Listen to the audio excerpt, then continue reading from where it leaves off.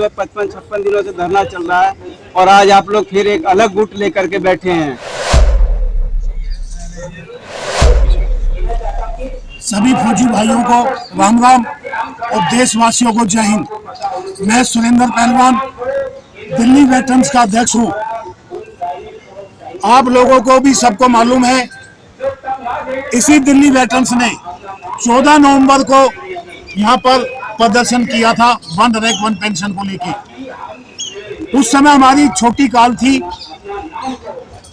उसके बाद हमने 20 फरवरी के लिए एक बड़ी काल की समय मिला और हम उसका प्रचार करते रहे। और जो 20 फरवरी को जो भीड़ आई थी वो आप सबने देखी थी। 50,000 सैनिकों ने यहाँ हिस्सा लिया और हमने देश के सभी सैनिकों के लिए स्टेज दिया। 21 तारीख से धरने पर बैठे हुए हैं। ये नहीं है हम नहीं बैठे हैं उस पे, उस धरने पर मैं मौजूद हूँ 9 तारीख तक। 9 अप्रैल तक वो धरना जितना उनका है उतना ही मेरा है। लगभग 52 या 54 दिन होते हैं काउंटिंग गिनती में, तो हमारा भी 52-54 दिन का है, उनका भी 52-54 दिन का है। वे भी लिखे 52-54 दिन, हम भी 52-54 दिन लिखेंगे। हम तो आपका जब मांग आपकी वन रैंक वन पेंशन की सेम है, एमएसपी की मांग सेम है, तो फिर 2 धड़े में 2 मंच लगाने का औचित्य क्या बनता है? कई बार जब एक घर होता है उसके भी 2 और 3 घर बन जाते हैं। जब कई बार किसी चीज के 1 या 2-3 मंच होते हैं तो वो एकता का प्रतीक होता है। वो एकता अब बनने वाली है। हमारी जो कोशिश है 2 और 3 मंच की नहीं है, हमारी दिल्ली की। और हमने 9 तारीख को राष्ट्रीय संयुक्त मोर्चा बनाया।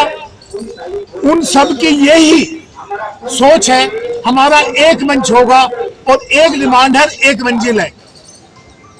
आप देखेंगे हफ्ता या 10 दिन में, हफ्ता 10 दिन में जो आदर्श जो ग्रुप है वो हमारे को आगे ज्वाइन करके हमारे को समर्थन करेगा और हम उनको समर्थन करेंगे। और वे लोग भी आएंगे हमारे पास समर्थन के लिए, क्योंकि हम आप लोगों के सामने हमने ही 20 तारीख का किया था। खर्चा वगैरह सारा हमने किया था। कुछ असामाजिक तत्व अपने चेहरे को आगे रखने के लिए हमारे साथ पीठ में छुरा घोपा है। हमने उनको निष्कासित कर दिया। अब वे चाहें अभी आ जाओ, हमें स्वागत करते हैं उनका। हमारी demand one rank one pension 1 और 2 जो सरकार की तरफ से त्रुटियां हुई हैं, जो जवान जैसियों को नहीं मिला है। नंबर 2 एमएसपी, जो जवान जैसी और ऑफिसर्स और नर्स के बीच का भेदभाव है वो खत्म होना चाहिए, एक होनी चाहिए।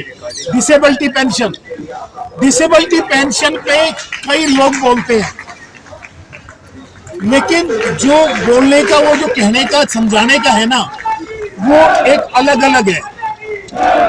कह तो देते हैं कि भाई ऑफिसर को 2 लाख या 2.5 लाख रुपए पेंशन मिलती है। वो क्यों मिलती है? क्योंकि सरकार की तरफ से गलती ये हुई है, उन्होंने डिसेबिलिटी पेंशन बेसिक पे से जोड़ी है। अगर मेरी जब बेसिक पे कम है तो नेचुरल मेरे को डिसेबिलिटी कम मिलेगा, लेकिन हमने अपने मेमोरेंडम में लिखा है डिसेबिलिटी बेसिक पे से नहीं जोड़ के और एक ग्रांट दिया जाए। बेसिक पे से डिसेबिलिटी का कोई लेना देना ना हो, ग्रांट दिया जाए। अब भाई ये इसकी आंख गई है तो चिक सिपाही की गई है, चिक जनरल की गई है, 1 लाख है तो सबका 1 लाख रुपए है, कोई बेसिक पे नहीं है। वरना क्या है, इस समय एक सिपाही की बेसिक पे 18,000 रुपए, अगर 100% भी देंगे तो 18,000 मिलेंगे। एक कर्नल के 1 लाख रुपए बेसिक है तो उसकी नेचुरल 1 लाख रुपए की।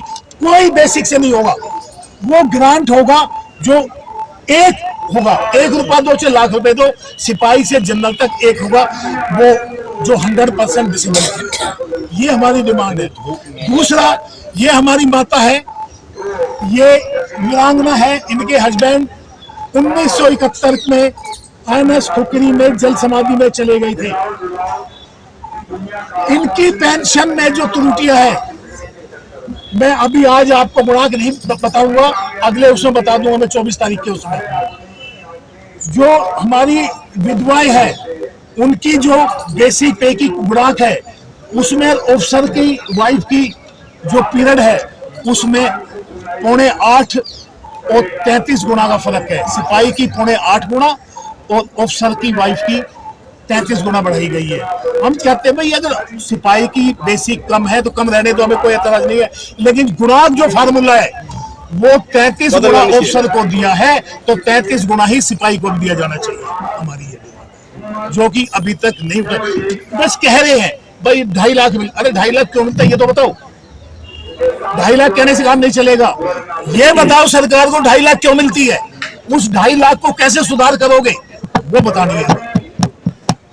वो मेमोरेंडम तैयार किया है, वो मेमोरेंडम पीएमओ को जाएगा जो अभी तक नहीं गया। तो सर एक सवाल है आप लोगों से, जब आपने 2 मंच लगाया है हाँ। और सरकार के डेलीगेशन को अगर आपसे वार्ता करनी होगी तो वो किस मंच से वार्ता करेगी? आप लोगों ने कहीं ना कहीं कंफ्यूजन पैदा कर दिया है। जब सरकार बात करने के लिए आगे आएगी तो वह मंच भी एक होगा, वे आदमी भी डिप्यूट होंगे, जो कम से कम 11 आदमी का डेलीगेशन होगा, जो मैन जिनको ज्यादा जानकारी है, जरूरी नहीं है वो मैं हूं, नहीं, जो ज्यादा जानकारी रखते हैं इस मुद्दे को लेके, बहुत एक्सपर्ट है हमारे बीच में, वे उसको लीड करेंगे और सरकार को एक एक पॉइंट बताएंगे।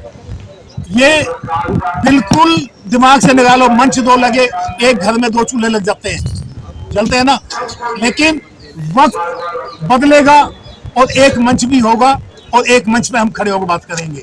1-2 आदमी है वे हट जाएंगे। हमारे प्रोटेस्ट को 62-63 दिन हो गए। देखिए मेरी जो परमिशन है अभी वो 5 मई तक हमारे पास लेटर है, जो दिल्ली वेटरन्स की है उनकी कितने कब तक की है मुझे नहीं मालूम। अगर किसी को कुछ होता है तो इसकी जिम्मेदारी कौन लेगा? 40 डिग्री टेम्परेचर है, लू चल रही है, आप लोग संसद में, आपको क्या लगता है फौजियों के लिए 42 डिग्री टेम्परेचर ज्यादा है? 50+ में ड्यूटी करने लग रहे हैं बूट पहन के, और 25 माइनस में -25 में खड़े होकर ड्यूटी कर रहे हैं। हमारे लिए मौसम कोई इफेक्ट नहीं करता और हमारे मौसम से कोई मरने वाला भी नहीं है। देखिए एक चीज बता दें का रूपरेखा आगे का किस तरह रहेगा ये भी बताइए। देखिए सरकार को बात माननी पड़ेगी, हम तो सरकार से गुजारिश कर रहे हैं हाथ जोड़ के, जो 2013 में रिवाड़ी रैली में वादा किया तो पूरा करना पड़ा। क्या वादा किया? सबको मालूम है जो वादा किया था। उन्होंने ये वादा किया था जैसे मैं कुर्सी पे बैठूंगा मोदी साहब ने, मैं सबसे पहले 30 दिन में 1 रैंक 1 पेंशन के उस पर साइन करूंगा, लेकिन उसके लिए हमने यहाँ जनरल सफीर साहब ने धरना देना पड़ा था। जब 2 साल धरने पे हो गए तब जाके उन्होंने, तो हर साल दिवाली ईद सारा त्योहार सेना के साथ मोदी जी मनाते हैं, सेना की ड्रेस पहन कर जाते हैं। अब आप लोग बदनाम कर रहे हैं, सरकार की बदनामी हो रही है। हम सरकार को बदनाम नहीं कर रहे हैं, फौजियों का काम धरना देने का नहीं है, फौजियों का काम सरहदों पे और सिपाहियों का सुरक्षा के लिए होता है, लेकिन दुर्भाग्य है कि हम आज रोड पे बैठे हैं। ये तो सरकार ने सोचा रखिए ना मोदी जी पर, अभी तो 8 साल ही हुआ है, अभी तो ये 50 साल रहेंगे। तो 1 रैंक 1 पेंशन सेकंड रिवाइज जो था जुलाई 2019 में होना था, आज 2023 आ गई, वो भी अप्रैल भी खत्म ही समझो, तो देश और 2024 में 3rd रिवाइज है। जब 2nd रिवाइज नहीं दिया है तो क्या लगता है 3rd रिवाइज दे पाएंगे 2024 में? कितने रिवाइज नहीं मिले हैं? ये 2nd रिवाइज था जो 2019 में देना था, 2023 आ गई, 2024 में 1 जुलाई को इन्होंने 3rd रिवाइज कर देना है, कैसे देंगे ये? अरे मोदी जी का तो सीधा संबंध सेना से है। देखिए राष्ट्र बना रहे हैं, देखिए आप लोग भरोसा कीजिए। देखिए नहीं, भरोसे की बात नहीं होती है। अगर सैनिक बॉर्डर पे खड़ा होकर कहते भरोसा करिए हम लड़ाई लड़ लेंगे तो कैसे होगा? अच्छा सर, आप मुझे एक चीज बताइए, आपने अभी बोला कि 1-2 लोग हैं वो हट जाएंगे तो सारे एक मंच पे आ जाएंगे, वो कौन है 1-2 लोग? नहीं ऐसा कोई मैं किसी का नाम नहीं लूंगा, सबको मालूम है कौन लोग हैं। भरोसा क्यों नहीं आप लोग? देखिए हमें भरोसा है प्रधानमंत्री जी पे। कितना साल मोदी जी का, उन्होंने टाइम कहा था कि इतने टाइम में कर देंगे। 1 महीने का रिवाड़ी रैली में रिकॉर्डिंग रैली है और रिकॉर्डिंग है उनकी, बेशक 1 महीना या 1 दशक कहा था, 1 महीना सुनने में गड़बड़ी हुई होगी। आप वीडियो निकाल लें उनको। कितना दिन का है? पक्का 100 दिन में पूरा करूंगा। दोनों तो जितनी भी आपका 100 दिन में पूरा कर दूंगा। क्या कहा है? बोलिए ना। 100 दिन में पूरा हुआ क्या है 100 दिन के लिए बता रहे या हैं। तो आप बोल लीजिए हुआ हम तो बोल नहीं लीजिए। सुनिए आपका प्रश्न जो पूछ रहे हैं आप प्रश्नों पूछे मैं देख बताता हूं। हमारा प्रदर्शन जो है हम किसी सरकार के खिलाफ नहीं जो सिस्टम है ना वो सिस्टम क्या कर रहा है नहीं सुनिए सुनिए बहुत अच्छा बड़ा क्या नाम है आपका? दुर्गा प्रसाद तिवारी में तिवारी जी। सर सिस्टम कौन चला रहा है? सिस्टम चला रहा है ब्यूरोक्रेट अच्छा। हमारी तो रिप्रेजेंटेशन मोदी जी क्या कर रहे हैं? एक सेकंड। अरे मुझे जवाब तो मोदी जी का आप पहले पहला प्रश्न का उत्तर सुनिए आप नहीं, हमारे सिस्टम सवाल